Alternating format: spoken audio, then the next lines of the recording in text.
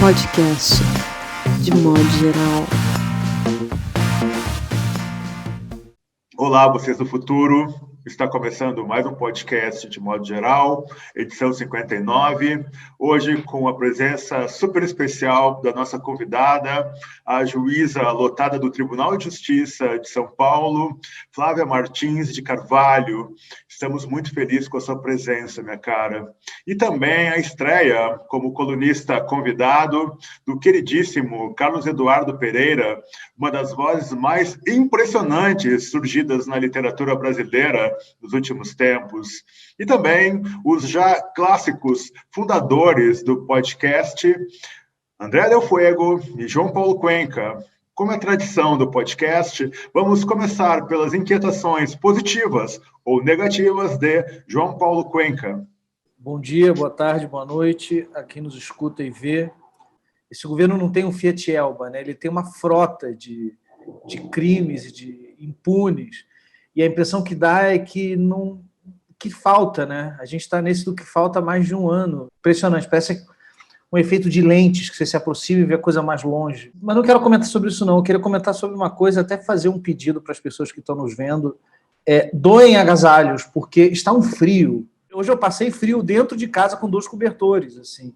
Todo mundo que tem casaco sobrando, se não tiver compra, tem que levar para os lugares. Eu já doei alguns.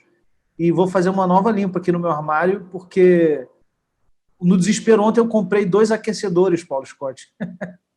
Cariocas. Tomara que chegue hoje, porque assim, hoje tá complicado. Eu moro numa casa fria e eu nunca passei tanto frio dentro de casa. Esse é o meu destaque da semana. Ótimo, João. André? Hoje eu entreguei o que seria a correção da última emenda do romance que vou lançar em 2 meses. É um romance que escrevi em 2019 e foi muito chocante reler um romance no qual eu não me reconheço mais.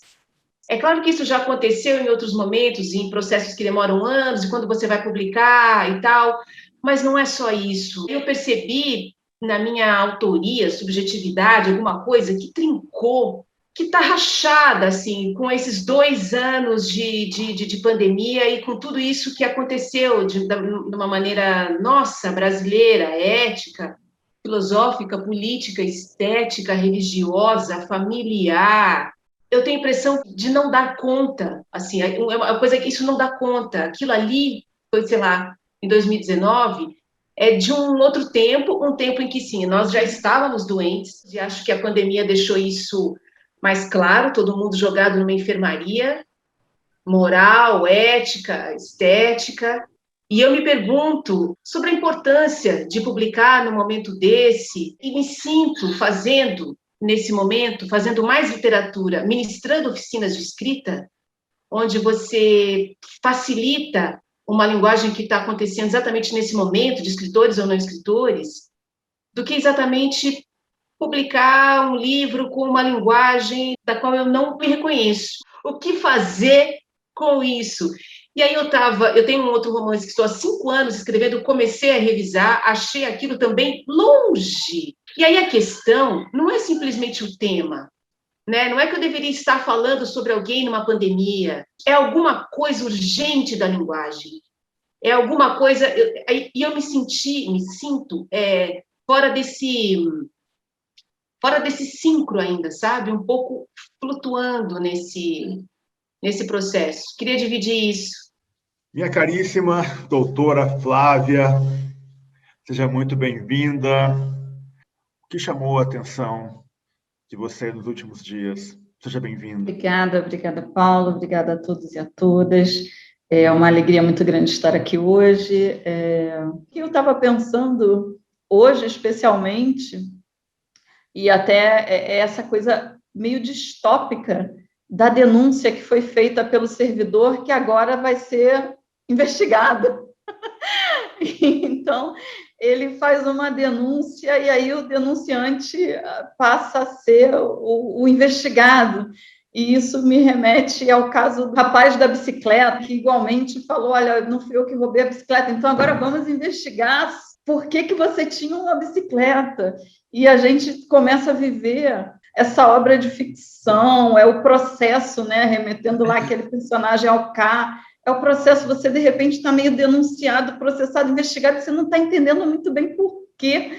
Então, isso me chamou a atenção, eu assisti ontem a história de que o servidor vai ser investigado, e eu falei, é um conto, né? A gente está vivendo um realismo fantástico. Então, é isso que tem me sinalizado esses dias. Perfeito. Carlos Eduardo Pereira, querido amigo. Um abraço para todos vocês.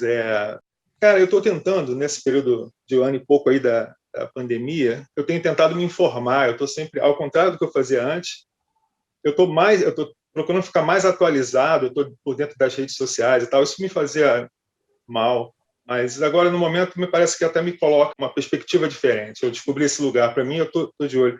Então, é difícil não falar o que aconteceu ontem, né? Como a Flávia estava colocando. O Onyx Lorenzoni chega lá e acusa as pessoas que estão ali tentando elucidar alguma coisa, uma novidade, a posição do governo, do presidente ou dele. Não foi no sentido de, tá bom, tem uma denúncia aqui, vamos ver o que está acontecendo, e sim para explicar por que você está falando isso, ou seja, uma intimidação muito clara, a meu ver.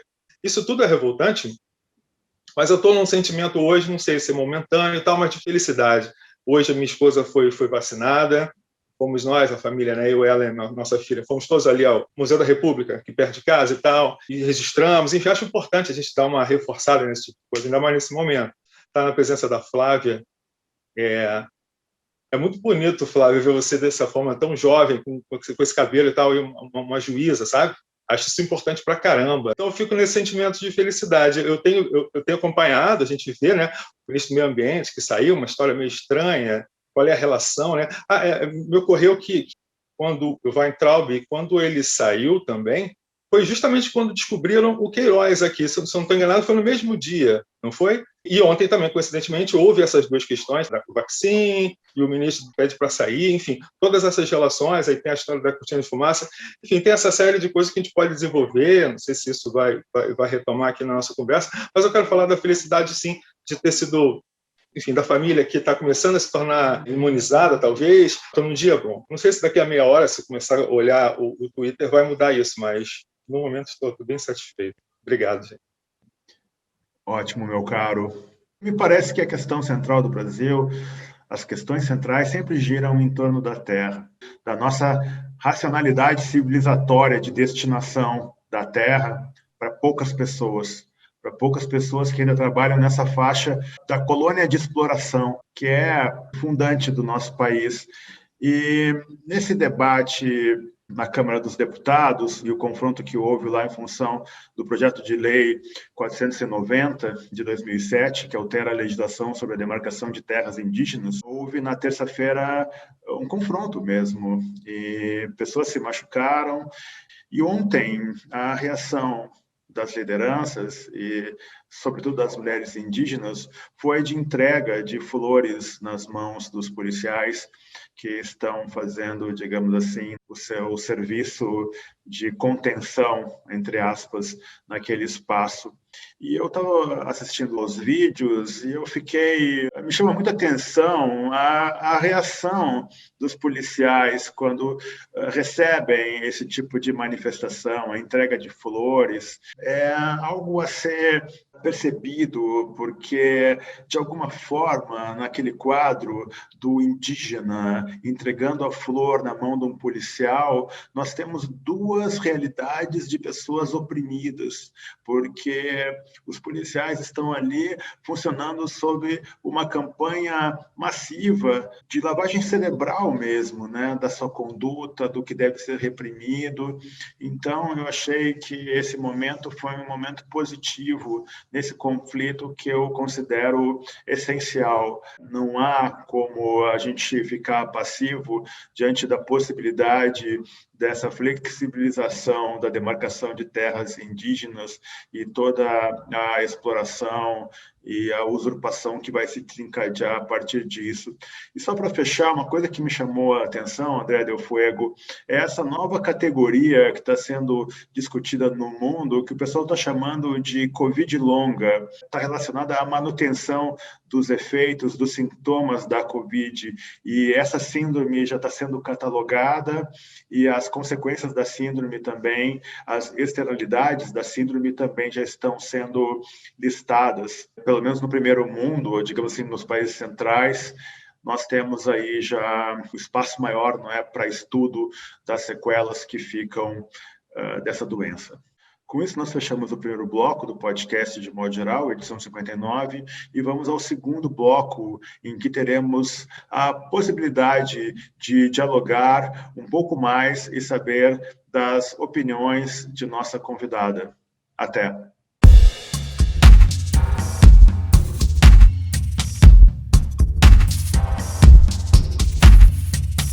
Podcast de modo geral.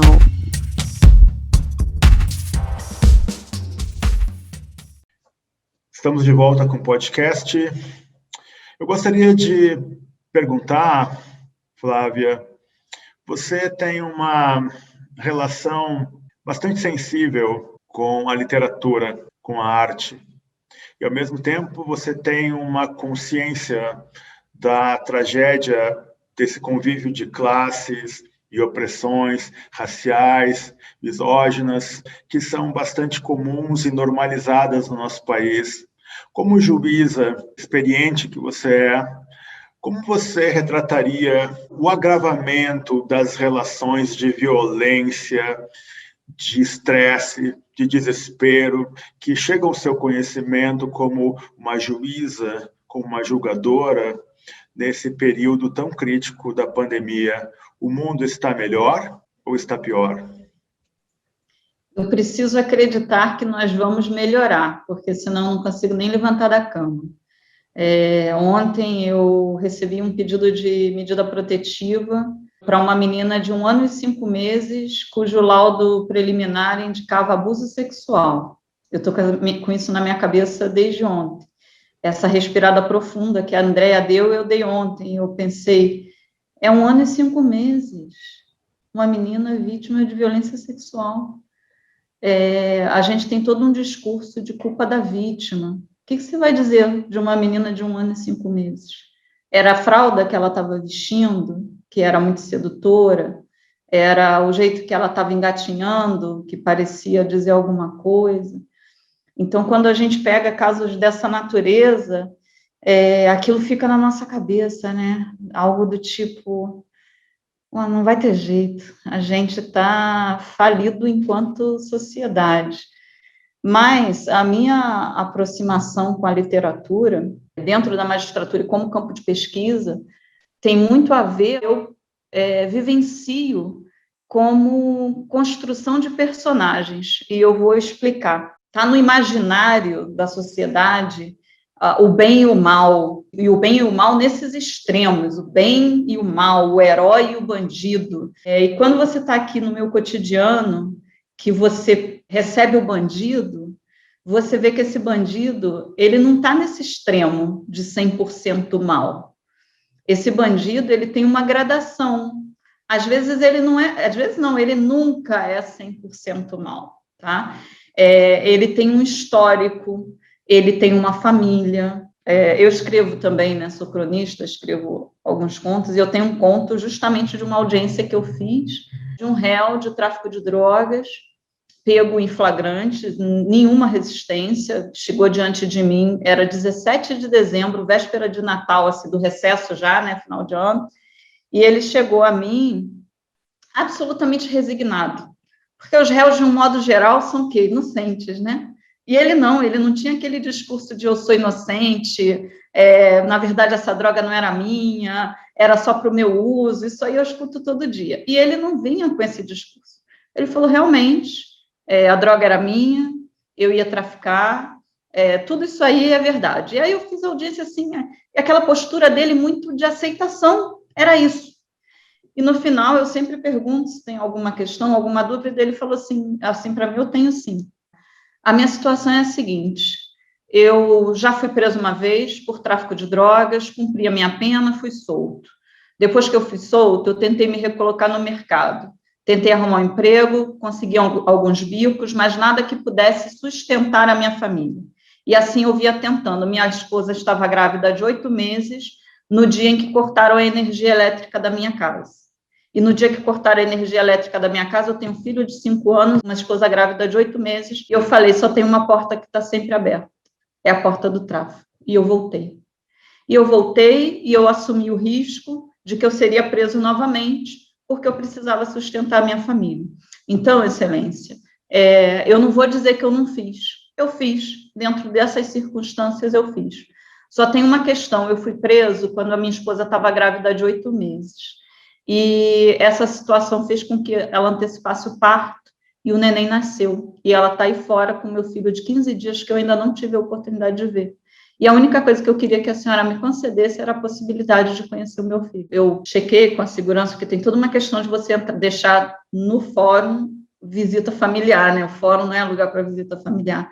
Mas o que você faz numa circunstância dessa? Aí eu autorizei, chequei com a segurança se havia algum problema, não havia, pedi que colocassem na sala do júri.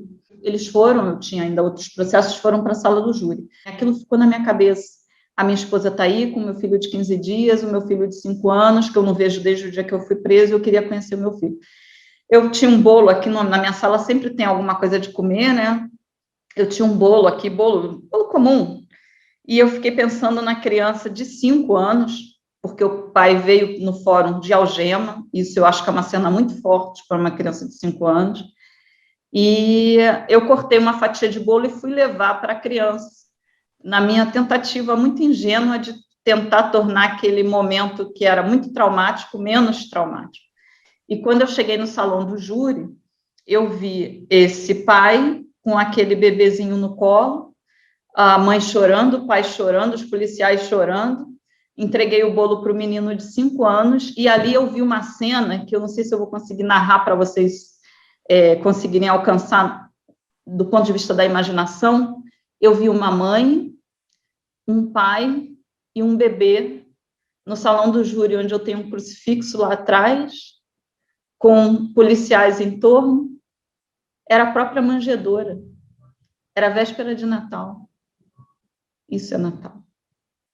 Mas eu não tenho, o sistema não me dá a possibilidade de falar para ele assim, vai e não tornes a pecar. Eu não posso fazer isso. Eu tenho que pegar esse homem e botar ele dentro de um sistema preso 6 anos, que é a pena dele por ser reincidente, minimamente. Então, agora foi o Carlos que deu um suspiro profundo. Pois é, Carlos, eu suspiro assim diariamente, porque essas situações, e aí, respondendo à pergunta do Paulo, elas tocam muito profundamente a quem tem a capacidade de sentir. E aí você tem 2 alternativas, ou você vive, nesse caso, por exemplo, eu cheguei a passar mal, porque eu não conseguia digerir. Eu não conseguia digerir que eu faço parte do sistema que faz isso com as pessoas, sabe? Que não considera. Ele tentou, ele só não conseguiu. Eu quero saber quem dá emprego para ex-presidiário. Ele tentou, mas não deu. Ele tinha, sabe, aquilo ficava na minha cabeça, mas cortaram a luz da casa dele, mas ele tinha uma esposa de 8 meses, grávida de 8 meses. E aí eu vou botar essa pessoa na cadeia, ou 6 anos eu vou fazer isso, eu aperto esse botão da máquina de moer gente. Mas é isso, eu estou nisso.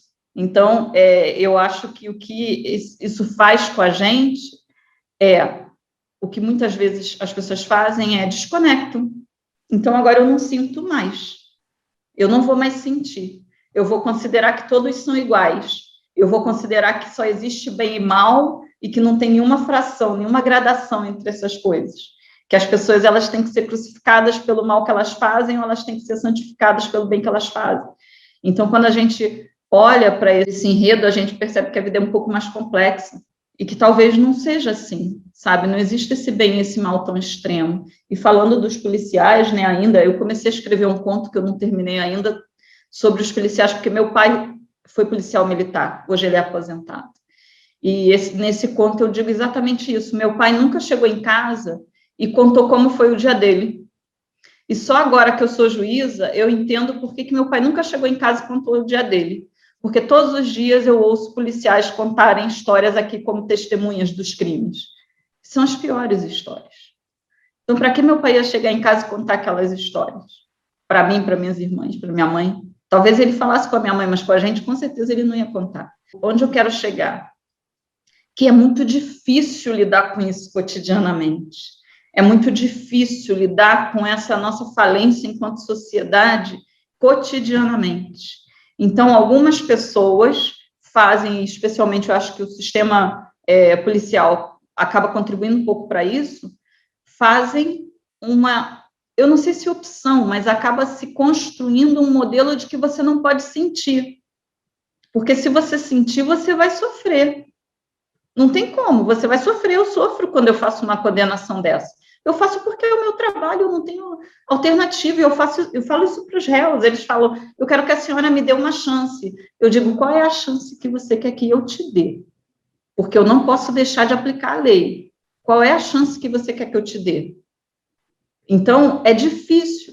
Se a gente não se desconecta emocionalmente, a gente sofre cotidianamente. Mas isso é da nossa vida, é do papel de quem vive da arte, por exemplo. Porque quem vive da arte, eu me coloco nesse universo também, já que também sou escritora, quem vive da arte sente tudo muitos decibéis acima do que o resto das pessoas, né? Parece que a gente está com isso tudo muito amplificado. Então, é isso, eu fiz a opção de sentir, mas eu percebo que muitos, especialmente muitos policiais, por sobrevivência, puxam a tomadinha do sentir. Muitos juízes e juízes, em confronto com essa dor cotidiana, puxam a tomadinha do sentir. Aí você não sente mais nada. Obrigado. Aí as pessoas vêm aqui e não tem mais dor, não toca mais o humano de nós. Eu tenho esperança de que a gente se reconecte, para que a gente volte a sentir. E é por isso que eu acredito tanto na literatura, porque eu acredito na literatura como sendo essa via de conexão para a gente voltar a sentir. Esse depoimento é muito impressionante e, enfim, a gente estava vendo, acho que foi ontem que o Osmar Terra falou na CPI, né? Enfim, todos os dias são o mesmo, né? O Osmar Terra, antes de ser um negacionista da ciência, era um negacionista da sociedade, porque ele sempre foi uma das primeiras pessoas contrárias à flexibilização do proibicionismo e tal. E na década passada, inclusive com a ajuda da Gleice Hoffmann, que era ministra-chefe da Casa Civil, ele conseguiu barrar algumas iniciativas que iriam flexibilizar o proibicionismo no Brasil, que é uma tragédia, talvez seja a maior tragédia desse país, é a política de repressão às drogas, que é uma política homicida, que serve para encarcerar e marginalizar uma população negra. Isso estava passando de lavada antes mesmo do bolsonarismo, né? E você tem um sistema, um ordenamento jurídico que, no topo de todos os seus privilégios, ele funciona meio que para conter e prender esse povo. Aí eu pergunto para a Flávia se existe alguma iniciativa dentro da magistratura de juízes contra o proibicionismo, que se coloquem publicamente contrários a isso, já que, como você brilhantemente exemplificou aqui, vivem esse cotidiano e conhecem a vida dessas pessoas, e a impressão que dá é que a maioria não faz nada. Então, nós temos, sim, vários juízes que são abolicionistas, que defendem a descriminalização do uso de drogas. São vários, até desembargadores mesmo, conheço alguns. Mas, por mais que a gente possa, eventualmente, encontrar juízes com essa postura, isso não desobriga esses juízes de aplicarem a lei tal como ela está posta hoje. E o papel do juiz não é um papel de defesa de políticas públicas. Então, é muito complicado. A gente tem uma vedação da própria Lei Orgânica da Magistratura, que é a LOMAN, que nos impede de comentar, por exemplo, decisões judiciais, né? Então, eu não posso comentar decisões judiciais. Então, o que eu quero dizer é... Mas você não tem uma associação de magistrados evangélicos, por exemplo? A gente está vendo um avanço disso, né? Eles estão se organizando e fazendo congressos e, enfim, fazendo barulho politicamente, né? E são juízes. Isso. Sim, mas é por associação. Individualmente não é possível isso. Então, existem sim muitos juízes, eu conheço vários que são contrários à criminalização das drogas, mas esses juízes, ainda que contrários, quando eles estão julgando, eles têm que aplicar a lei que está vigente. Então, esse caso, por exemplo, que eu dei, eu gostaria muito de dizer, poxa, eu compreendo toda a tua situação, e acho que realmente não é justo que eu coloque você num sistema 6 anos na cadeia. Peraí, vamos arrumar um emprego aqui para você, vamos tentar recolocar, dar uma condição digna para você tentar. Se você tentar, se eu te der todas as condições e você falhar, aí eu vou te encarcerar, porque aí não tem jeito, você realmente não serve para viver em sociedade. Mas não é isso que eu estou fazendo. Eu estou dizendo, olha, eu não te dou oportunidade nenhuma na vida, e quando você se desespera e cai, eu pego e encarcero você. Eu não acho isso justo, mas eu não posso ir contra o sistema na minha atuação individual, porque se eu fizer isso, eu terei sérios problemas com a corregedoria, com o CNJ, mas isso não me impede de ter uma visão crítica desse cenário. Eu acho que o sistema ele não dá condições, e não dá condições nem para quem nunca entrou no sistema carcerário, que dirá para quem está fora. A gente está cheio de pessoas passando fome hoje num país que nunca entraram no sistema carcerário, que a gente não dá o mínimo de dignidade. Existem juízes que advogam contra esse modelo, sim, mas isso não é suficiente, talvez, para mudar a política pública de combate às drogas. Eu vou até um pouquinho além. Eu acho que não é uma questão dos juízes, eu acho que é uma questão da nossa sociedade. A nossa sociedade quer o encarceramento. A nossa sociedade é punitivista. A nossa sociedade é pau no réu, sabe? A nossa sociedade não quer... Gente, é o que eu falo, a gente não tropeçou e caiu no buraco. A gente foi caminhando até ele. Então, e não, sabe, com uma massa de gente. Então, esse modelo, esse lugar que nós chegamos aqui, não tem só juízes. Tem juízes, claro, que acham que tem mesmo que encarcerar, tem, como tem os que acham que não tem que encarcerar. Mas tem políticos, tem professores, tem policiais, sabe, é a sociedade como um todo. A gente chegou aqui à toa, não. Perfeito. Você sabe que eu sou filho de policial. O pai, antes de ser advogado, meu pai foi delegado de polícia. E uma coisa que o pai sempre falou, ele disse o seguinte, as pessoas não têm ideia o que é você ser ex-presidiário, né? Quando você cumpre a pena, você sai e a possibilidade de você se inserir é muito difícil. Existem exceções, existem, mas não tem um sistema, não tem, né, um entendimento da sociedade que reincorpora essas pessoas. Então, esse homem, essa mulher que passou pelo encarceramento, ela é uma pessoa, aos olhos do Estado, um alvo de monitoramento, não é, Flávia? Porque sabe que essa pessoa não vai ter as condições de quem não passou por esse processo. Então, questão muito complicada. Fora também isso que você mencionou aqui, eu sempre fui muito sensível à realidade da rotina do meu pai, né? Tanto que, eventualmente, quando dizem, mas você fala dos descolados, né?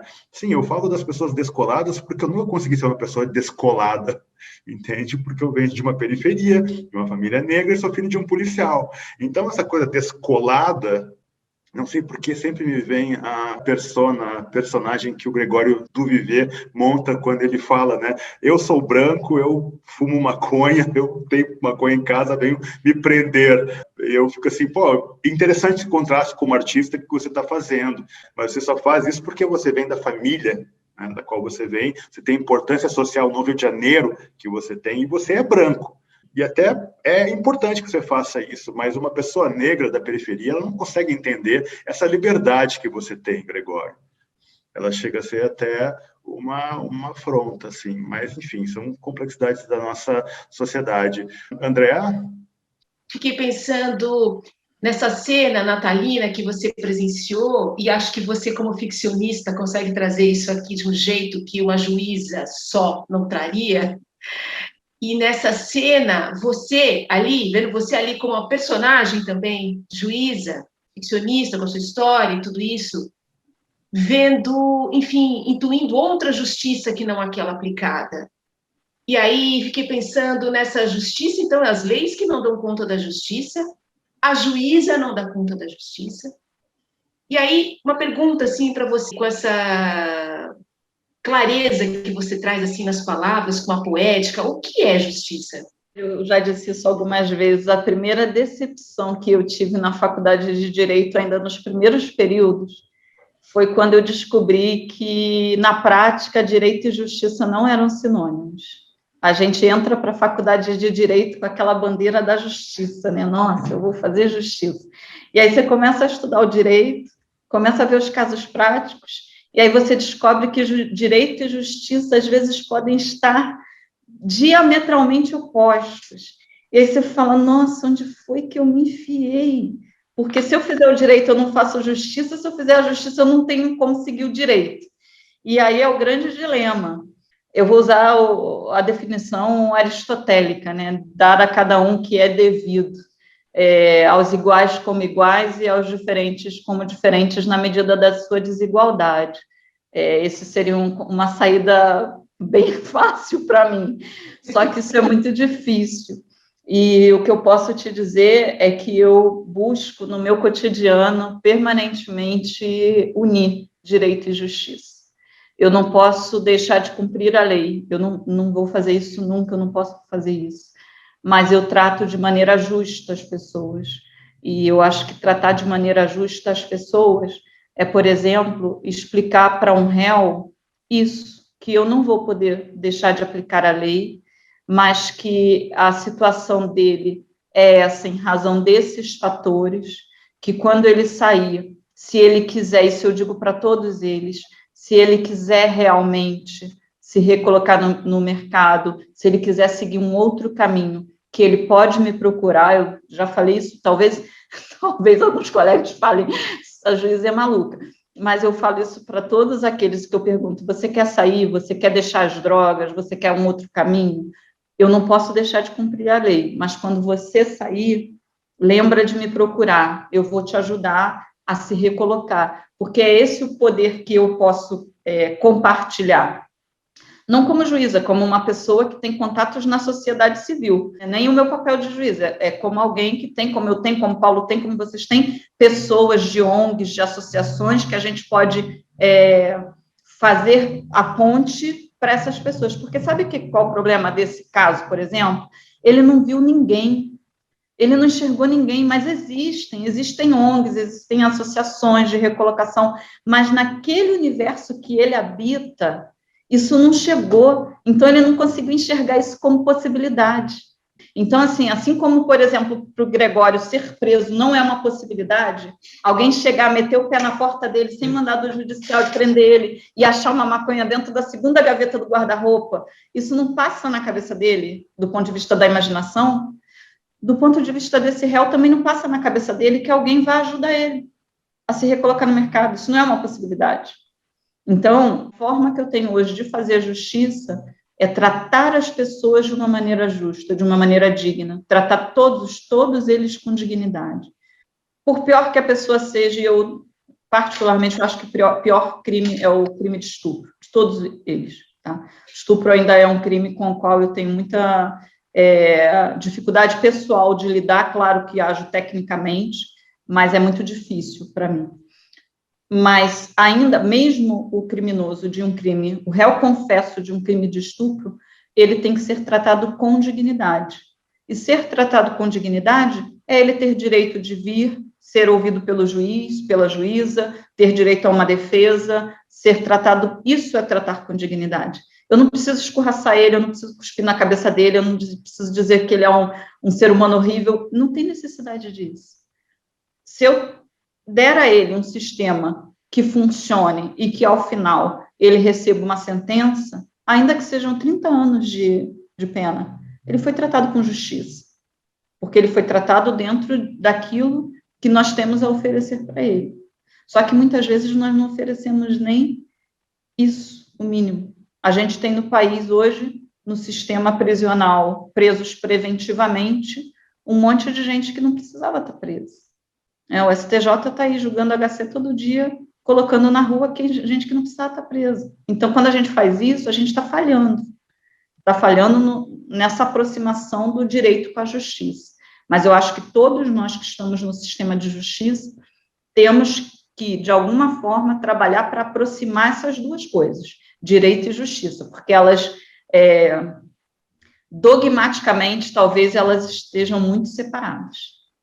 Eu ia perguntar, Flávia, se você, na sua experiência, com alguns dados, ou enfim, estava ali diante de um réu culpado, mas que por conta técnica e da lei, você teve que absolver. Sim, acontece aqui.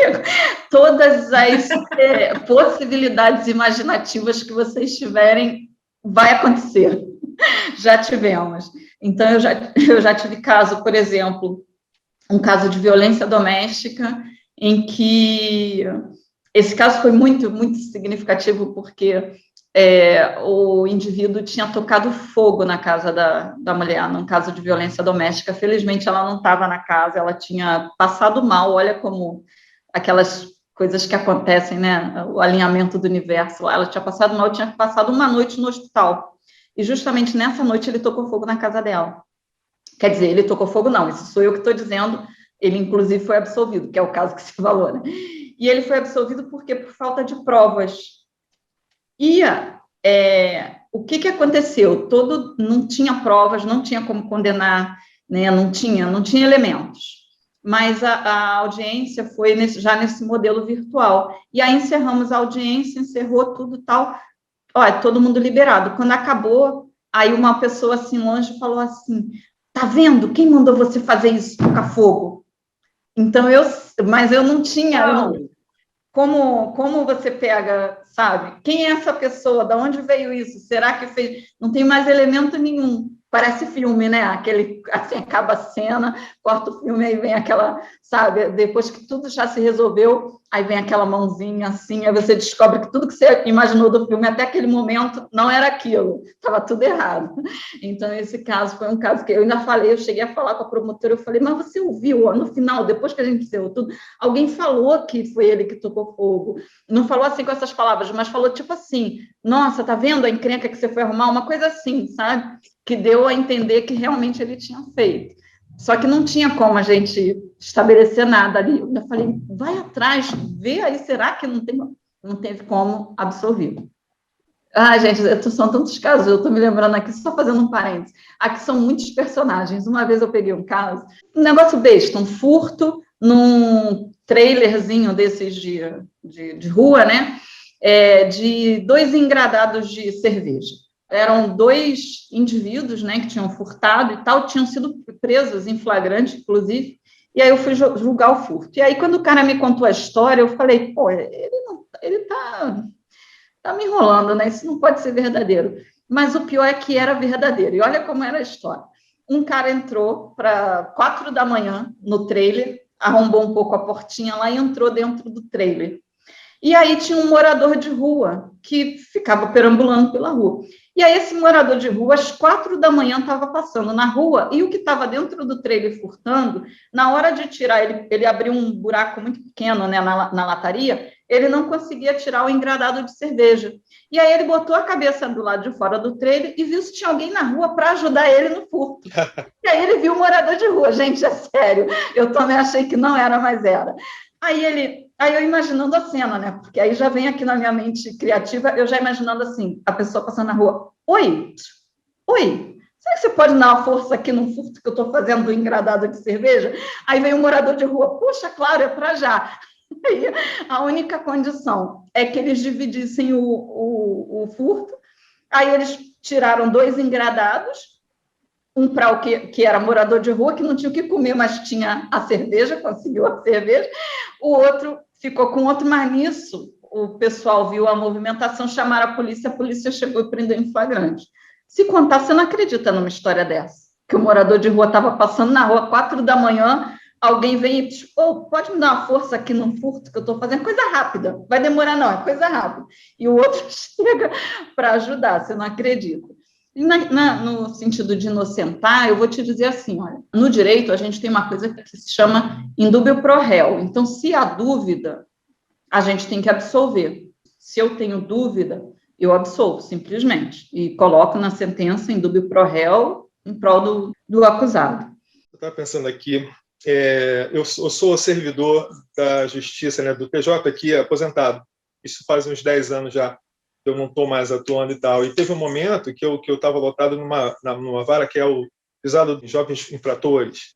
É um prédio específico, não fica no fórum.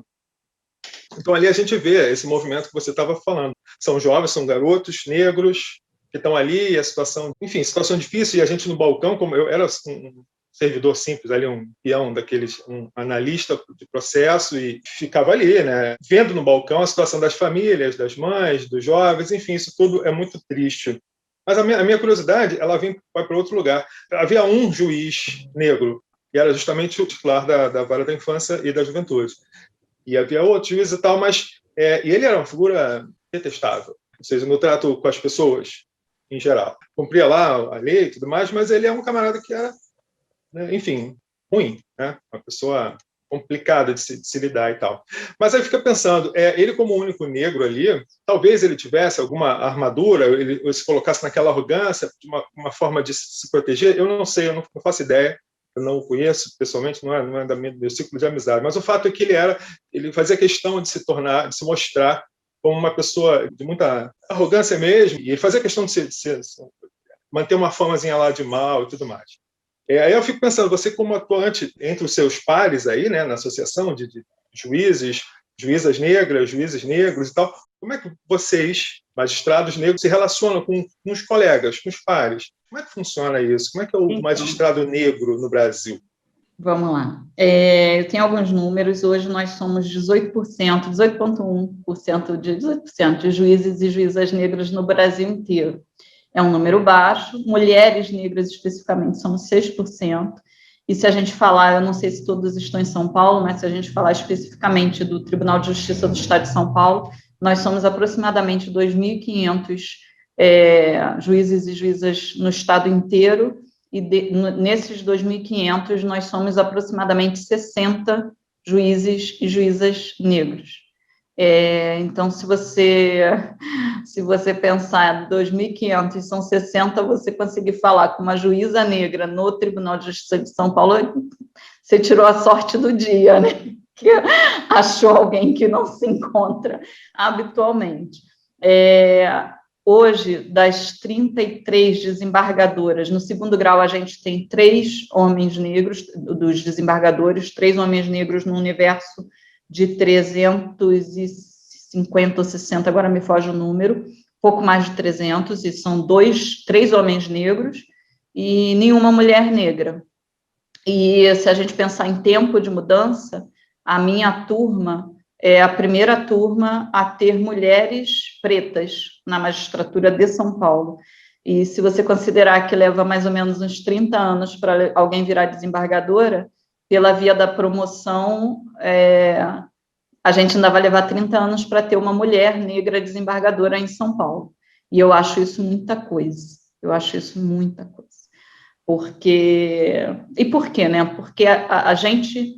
e vocês sabem disso melhor do que eu, a gente enxerga o mundo a partir do nosso lugar no mundo, né? Então, qual é a composição da nossa magistratura hoje? De onde fala a nossa magistratura? A nossa magistratura ela é composta por mais de 80% de pessoas brancas, na sua maioria homens, mais de 60% homens, que são católicos, na sua maioria, casados ou em união estável. Então, é daí que a nossa magistratura enxerga o mundo, do lugar de um homem branco, heterossexual, católico, vivendo um relacionamento dentro dos padrões da heteronormatividade. Essa é a visão que a nossa magistratura tem do mundo, que não é nenhum problema. O único problema é que a sociedade não é só isso, né? Então, como é que a gente faz a magistratura enxergar outras visões, outras formas de mundo, outras possibilidades? A gente tem que dar pluralidade para essa magistratura. Então, eu costumo dizer, nós somos poucos, mas somos. Existem juízas e juízes negros dentro da magistratura. Nós temos um grupo no WhatsApp que dialogamos e nós realizamos anualmente o Encontro Nacional de Juízas e Juízes Negros, que é o ENAJUM, que vai para o seu quinto ano, esse ano de 2021, é o 5º ENAJUM. Então, a gente está articulado. E quais são os nossos pleitos? Nada demais, não. É como o movimento feminista. A gente não quer dominar o mundo, a gente só quer ter espaço no mundo, entendeu? A gente quer que haja igualdade, a gente quer ter voz, a gente quer ocupar espaços de poder para que as particularidades vivenciadas pelas pessoas negras, por juízas e juízes negros, e não só juízes e juízas negras, por pessoas negras sejam percebidos pela magistratura. Porque é muito complicado. Eu tive um caso recente, no dia da libertação dos escravos, né, a libertação formal da abolição da escravatura, 13 de abril. Eu tive um caso que eu não vou julgar, não foi sentenciado ainda, mas eu posso falar porque eu não vou julgar esse caso. de uma menina, que o cachorro dela, uma menina de 14, 15 anos, salvo engano, que o cachorro dela, um filhote, fugiu e foi para a casa da vizinha. E a vizinha ficou muito possessa com aquela invasão do cachorro e pegou e veio para cima da menina. E aí, sabe o que ela falou para a menina? Que a menina era aquela preta imunda, preta horrível, preta, sabe? Então, ela foi ali na questão racial para impor à menina alguma forma de ataque, de ofensa. E a menina não teve reação. Ela começou a chorar. Ontem eu estava lendo O Avesso da Pele, né? E logo no início do capítulo do Avesso da Pele, o personagem narra uma situação de racismo e diz: ele não teve reação. Às vezes a gente se pergunta por que as pessoas negras passam por determinadas situações e não fazem nada, porque é uma coisa que te paralisa, você fica sem reação. Eu já muitas vezes não tive reação. Então a menina não teve reação, ela começou a chorar. E por ser uma adolescente, eu optei por não fazer a oitiva dela naquele dia da audiência, ela vai ser ouvida, tem um procedimento especial, né, que é o depoimento especial, mas eu falei, eu preciso conversar com essa menina, aí pedi para chamar ela, e falei para ela, Flor, olha para mim, eu sou a juíza aqui, olha para mim, o seu cabelo não é igual ao meu, olha para mim, a minha cor não é igual à sua. Eu falei, eu não deixo ninguém me desrespeitar. Então, a gente vai fazer um combinado. De hoje em diante, você também não vai deixar ninguém te desrespeitar.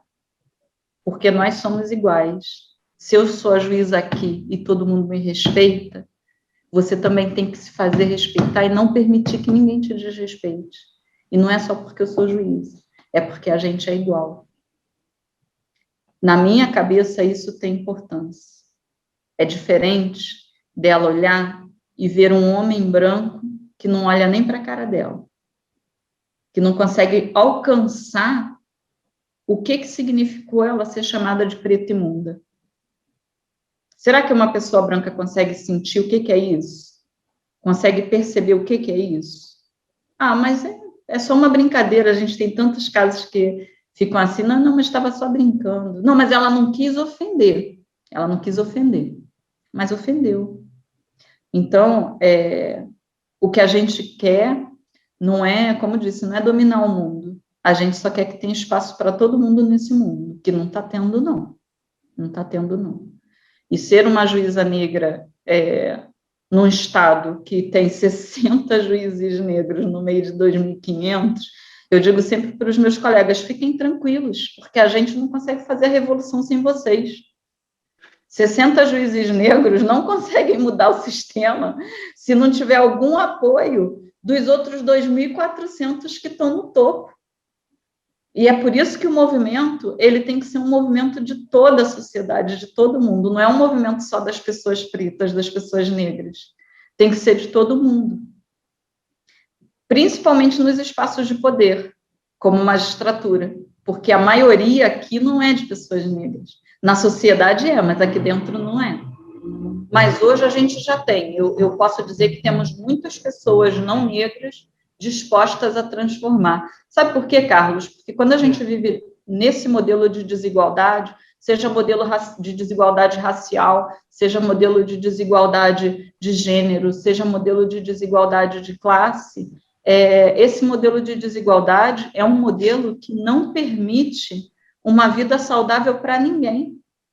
Eu já falei isso outro dia desses numa palestra para a magistratura. Eu falei, até quando vocês acham que a gente vai conseguir ficar nos nossos condomínios, protegidos, com comida na nossa mesa? Vai ter uma hora que a gente vai sair do nosso condomínio com o nosso carro de luxo e não vai conseguir chegar no shopping para comprar uma joia cara. Porque antes disso, a violência já tomou conta da gente. Tudo bem para vocês? Porque para mim não está tudo bem. Para mim, a gente tem que fazer alguma coisa para que eu não precise andar blindada do condomínio até o shopping.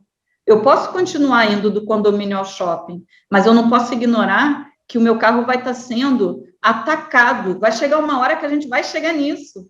Vai estar sendo atacado pelas pessoas que estão do lado de fora sem ter nada. Então, a gente vai manter esse sistema de privilégio e de desigualdade até quando? Vai chegar uma hora que não vai ter para ninguém. Então, não é só um problema das pessoas negras. Sim, é isso que as pessoas brancas não entendem. Que repertório, né, Flávia, que você tem humano é muito parecido, de algum modo, como os escritores médicos, né, que lidam com a dor e que lidam com a fala da anamnese e com pessoas, né? E eu queria perguntar para você sobre a Juíza que escreve contos, não é? Desde quando que você escreve esses contos? No que você procura alguma coisa nessa escrita? O que você almeja nessa escrita? O que é para você? É uma salvação, é um desafogar. Eu escrevo sempre que eu estou sufocada, que eu preciso colocar para fora o que eu estou sentindo e que eu preciso dar voz àquilo que está dentro de mim. É isso que me faz escrever. O primeiro livro que eu escrevi é um livro que está esgotado porque minha família é grande, então todo mundo comprou. Eu escrevi em 2004, por aí. E eu tinha mudado de emprego e tinha mudado para uma situação pior, né? Porque eu sou meio rebelde, assim, e na verdade eu não sei como eu virei juíza, gente, porque eu sempre fui tão assim, meio guerrilheira, sabe? Meio revolucionária, e fui entrar num lugar super assim, quadradinho. E aí eu tinha mudado justamente porque eu tinha chutado o pau da barraca do emprego anterior, que não deveria ter feito, mas aí não quis saber. Chutei mesmo, troquei de emprego e aí troquei para uma situação economicamente pior. E aí eu comecei a pensar, né, nessa situação de que eu ia conseguir sair daquilo, aquilo ia resolver, eu ia conseguir vencer. E aí eu comecei a escrever. É um livro de fábulas para adultos. Quase que um autoestímulo para que eu não desistisse, para que acreditasse, continuasse acreditando que aquela fase difícil ia passar. Demorou muito tempo para passar, mas passou. Então, foi muito disso. Depois eu passei a escrever crônicas. Eu escrevi outro dia desses, eu contei a história, publiquei na Folha uma crônica que é Entre Letras e Livros, porque eu, na minha infância, eu só tive um livro, né? Que era o Cãozinho Jolie, que é uma história que eu lembro até hoje. O Jolie era um pobre cachorrinho que todas as noites e tal, e eu lembro essa história e eu escrevi isso na Folha de São Paulo, dizendo do quanto os livros, apesar de eu não ter livros na infância, o quanto os livros eram importantes para mim. E ter essa relação muito próxima com a literatura de ser um espaço de sobrevivência, como eu falei, um lugar para onde eu posso ir, é o mundo das possibilidades, né? Porque a literatura é isso, é o lugar das possibilidades, tudo é possível. Perfeito, Flávia. João, para onde vamos, então, para fechar o bloco? Eu queria perguntar para a Flávia como ela enxerga e como a magistratura tem enxergado esse avanço, essa cooptação do bolsonarismo em relação ao judiciário, né, em que você vê instrumentos, o Ministério da Justiça, a PGR, enfim, tudo, usando o instrumento público para atacar os inimigos. Como é que existe também uma articulação dos magistrados em relação a isso? Eu sei que tem um juízo pela democracia e tal. Eu queria que você falasse um pouco mais dos bastidores disso e qual é o nível de preocupação e urgência com o qual vocês estão enxergando isso. Porque me parece, a leitura que eu faço as pessoas ficam esperando, eu já falei isso aqui algumas vezes, né? Fica todo mundo esperando um golpe, sendo que o golpe já existiu. Foi o golpeachment de 16, né? E depois disso que a gente está vendo as instituições serem corroídas por dentro, né? O fascismo avançando por dentro das instituições. Então, eu queria perguntar isso e também até que ponto pode haver algum tipo de resistência, porque a impressão que dá é que você tem órgãos como o Ministério Público, a Polícia Federal, que estão em disputa interna. E se você pode falar um pouco para a gente como é isso e como você vê isso. Então, João, é uma pergunta delicada para mim, porque eu não posso criticar o sistema de justiça, tem questões legais aqui a me impedir, mas eu vou tentar te dar uma resposta como acadêmica, tá? Como que eu vejo como acadêmica, independentemente de de quem está no governo, porque as instituições, elas precisam ser sólidas o suficiente para resistir a qualquer governo que seja, esse ou qualquer outro. Elas têm que funcionar de uma maneira muito sólida, com ferramentas de controle que que faça com que elas sobrevivam, independentemente de quem está aí, né?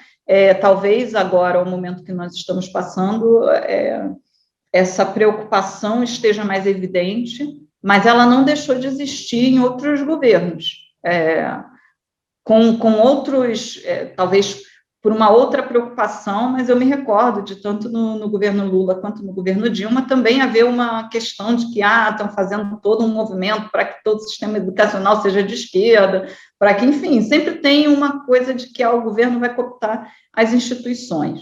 Então, as instituições, elas precisam ser sólidas o suficiente para sobreviver a isso. Como acadêmica, o que eu percebo é que as pessoas que estão no sistema de justiça, elas carecem. A gente estudou tanto lei que a gente esqueceu o que é teoria jurídica, sabe? O que são instituições, para que serve o direito, o que é o direito. A gente, dentro da teoria do direito, a gente se debate com o conceito do que é o direito. Eu poderia citar aqui 5, 6 teóricos, filósofos, que têm ideias diferentes do que é o direito. E eu, hoje, percebo que o direito, ele tem duas grandes, eu vou ser muito reducionista, e dizer que o direito tem duas grandes vertentes.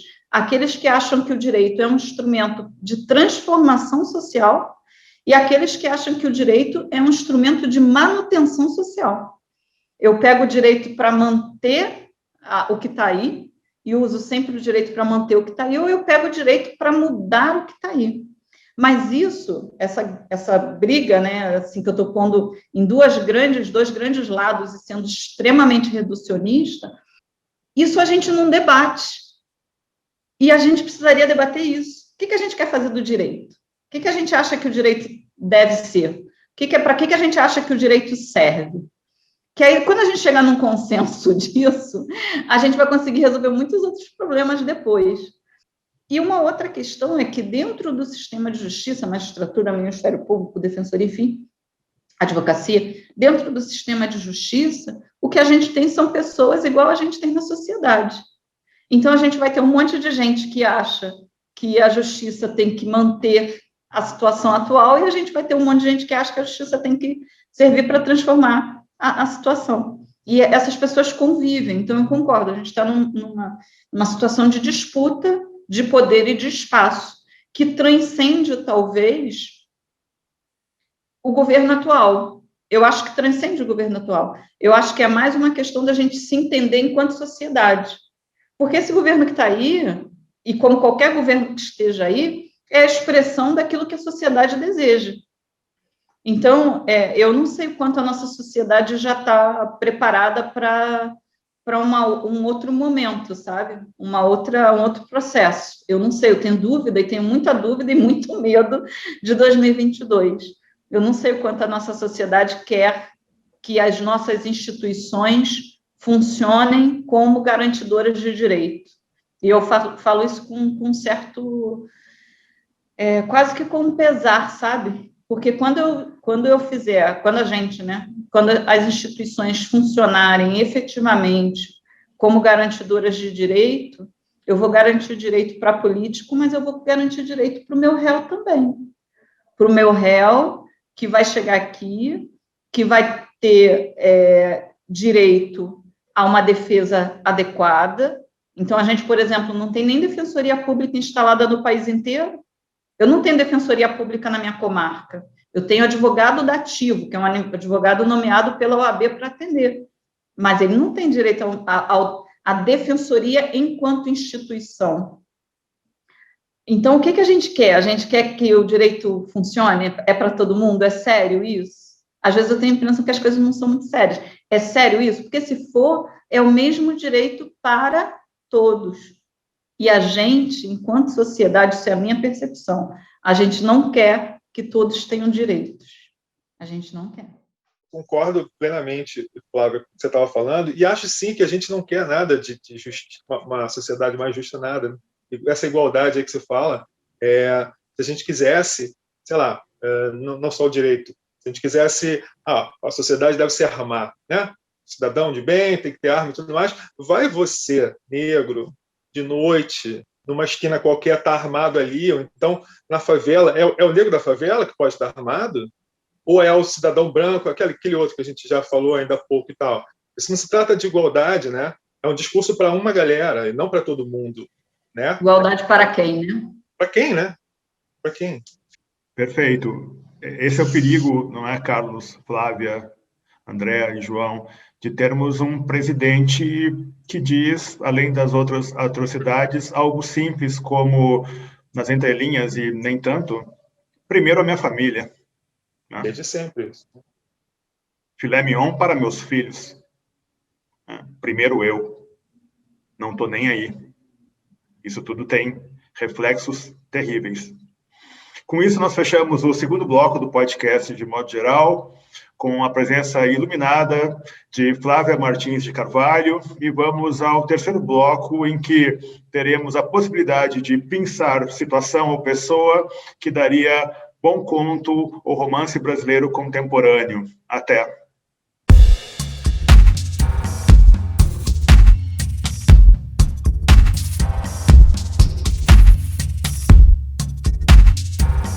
Podcast de modo geral.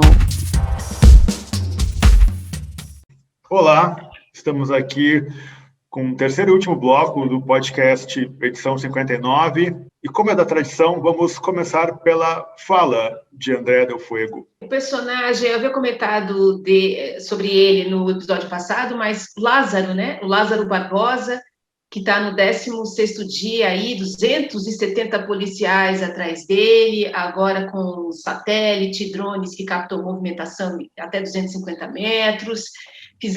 A Secretaria de Segurança Pública de Goiás fez um aplicativo para as pessoas da região para pedir socorro, num raio de 100 quilômetros, é o limite para não ter trote e tal.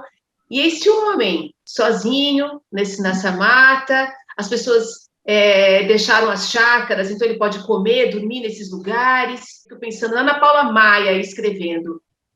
João? Fica muito claro que as forças policiais no Brasil, elas existem para esculhambar civil, para matar a pessoa que está indo para casa, para esculhambar e dar dura em civil, para bater em manifestante. É para isso que serve a polícia. Quando você bota a polícia para fazer o que ela deveria fazer, que é caçar um assassino, é tipo Os Trapalhões, é um filme, é uma comédia. E aí os idiotas, que são umas cavalgaduras, ficam tirando selfie com arma. Aparece às vezes no meu Twitter, porque eles ficam postando nas redes sociais, e a mídia fica criando um clima de insegurança completo, né? Todo mundo achando que esse cara vai chegar na casa das pessoas e vai matar elas. O personagem é um policial, que é o André Santana, que vai escrever, e que é esse policial que eu vi tirando selfies, assim, com revólver e todo gatinho, e achando que estão na... Assim, é uma instituição completamente falida, eles são mal treinados e não servem para nada. Eles servem para coagir e para reprimir a população civil, porque são militares. O militar, ele tem que agir nas fronteiras e fora das fronteiras no Brasil. E a gente tem essa polícia que é militarizada no país inteiro, que não serve para nada, a não ser matar e oprimir a população brasileira, em especial negros jovens, nas comunidades e nas favelas do Brasil. E aí entra no terreiro, aí tira foto, que não tem nada a ver com o terreiro, né? Que sai uma foto lá de terreiro, dizendo que era... Não tem nada a ver, o cara é evangélico. Aí tira a foto do terreiro e fala que o cara é satanista, né? Racismo religioso. Enfim, o André Santana escrevendo isso. Ok, ótimo. Carlos? E autorizando, né, Cuenca, a população a invadir terreiro para poder, né, quebrar e fazer o que for, porque está, né? O exemplo é. Contra, me incomoda. O que eu tenho pensado, e penso muito, e tento produzir alguma coisa sobre isso, tenho produzido alguma coisa, é o tempo como personagem mesmo, sabe? A gente, como mudou, a partir desse momento que a gente ficou no isolamento social, da pandemia, como a gente mudou esse conceito, o que a gente imaginava com relação a tempo, que a gente está vivendo, uma experiência vivida, por mais que a gente tente se enquadrar e ver as novas rotinas e novos encontros, a gente está aqui virtualmente conversando, e essa redimensão das coisas, ela me interessa. E eu acho que tem muito a ver com o tempo e tal, e um diálogo entre a nossa maneira de ver o tempo de antes e de hoje. Eu não sei como fazer isso, mas eu tenho tentado fazer. Mas, por falar em questão da linguagem, pegar um personagem, eu viro e mexo, eu não consigo parar de pensar nesse cara, o Carlos Bolsonaro, esse camarada, como é que deve funcionar a cabeça desse cara, bicho? Ele se expressa daquela forma, ele fala, ele pensa aquelas coisas, ele fala daquele jeito. Eu tento fugir disso, mas em algum momento eu vou acabar criando alguma coisa dentro da cabeça desse cara. Não sei se vai ser possível, mas posso tentar. Quem sabe. Perfeito, meu caro. Flávia? Então, eu estava aqui pensando, e eu, na linha do Carlos Eduardo, não o Carlos Bolsonaro.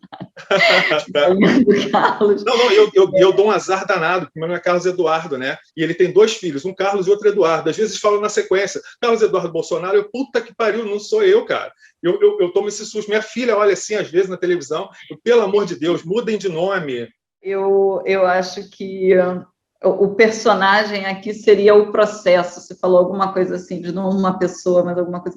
Acho que o personagem aqui, para mim, seria o processo, e eu construiria esse processo enquanto personagem a partir dos casos do Matheus, né, que vai lá e vai fazer uma denúncia de racismo e acaba sendo investigado, e o Luiz Ricardo, que é o servidor, que igualmente denunciou ali que pode haver um superfaturamento e tal, e aí bota a controladoria para investigar, e que, para mim, tem uma relação ali com aquele personagem que é o K, né, do processo. Então, eu acho que é o processo revisitado, né, o processo do século XXI, que é uma coisa de que as instituições, elas podem te pegar a qualquer momento, mesmo que você queira contribuir com as instituições. Eu me lembrei, aí só para compor aqui, eu me lembrei um caso de uma situação de violência doméstica, que a mulher denunciou o cara porque ele tinha ido na casa dela e quebrado o carro todo e tal. Era uma situação de violência doméstica, ele quebrou o carro e queria dar nela também.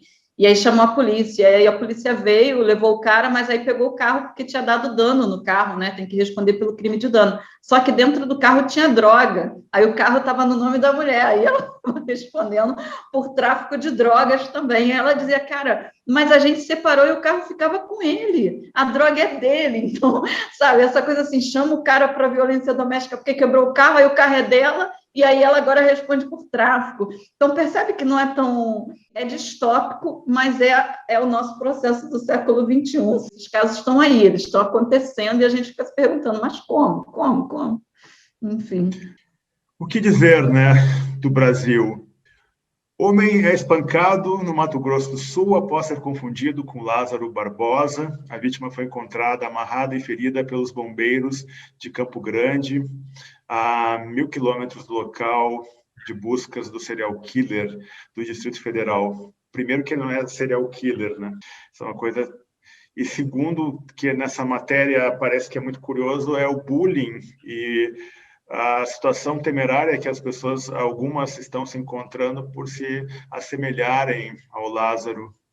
Como a Flávia já destacou, nós somos o país dos linchamentos, né? Nós somos o país da violência, e essa coisa desse homem sequestrado pela semelhança e torturado e agredido, melhor dizendo, isso é muito reflexo do que é um pouco a lógica do nosso país. Também por uma questão que Flávia mencionou numa resposta, que agora não vou saber precisar exatamente em que momento da nossa conversa hoje, eu acabei pegando do Raimundo Faoro, Os Donos do Poder, volume 2, um trecho que eu tenho marcado aqui há muito tempo. Tem várias coisas marcadas nesse livro, que é um trecho que fala do Rui Barbosa, de uma consideração que é muito interessante, que está um pouco dentro dessa perspectiva de análise mais complexa da nossa, menos maniqueísta, sabe, menos revolucionária, achando que o povo, etc., consciência, né, o povo que é tão oprimido, está no seguinte trecho desse livro: não é só o proprietário, o industrial, o comerciante, não é somente o banqueiro, o armador, o fabricante, o senhor de latifúndios, o dono de minas e estradas, não. Todos os que entram para o corpo social como glóbulo de sangue, uma célula nervosa ou um elemento químico no corpo humano, todos esses participam dos elementos conservadores da comunidade. Grave erro seria o de pormos a uma parte o operário, a outra as classes conservadoras.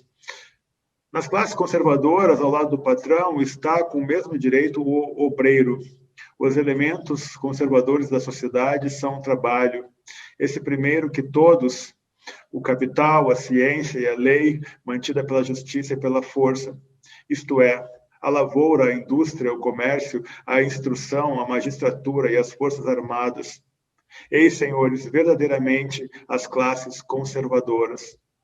É claro que isso aqui vai muito no sentido de uma provocação, teria que ser melhor debatido e contextualizado, porque tem toda essa percepção que é inviabilizada por uma estratégia de imposição de uma lógica de exploração. Nós somos uma colônia de exploração, nós não somos uma colônia de assentamento, como nos Estados Unidos, né? Pelo menos as 13 colônias têm uma outra lógica. Nós somos um país que consegue a sua independência negociada com a Inglaterra, sem deixar de ser império.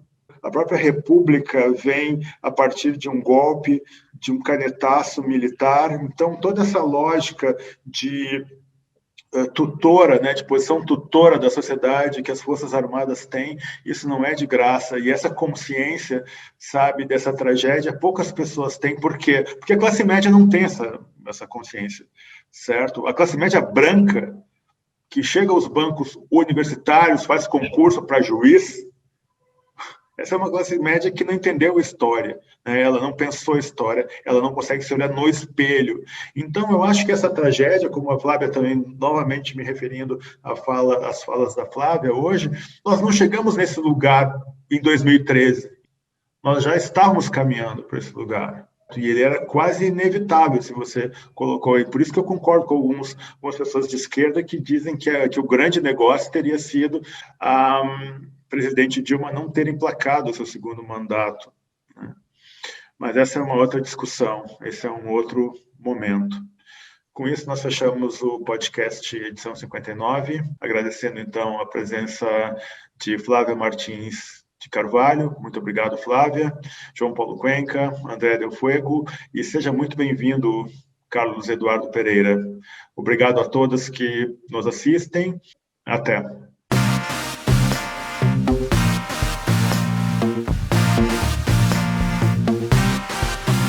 Podcast, de modo geral.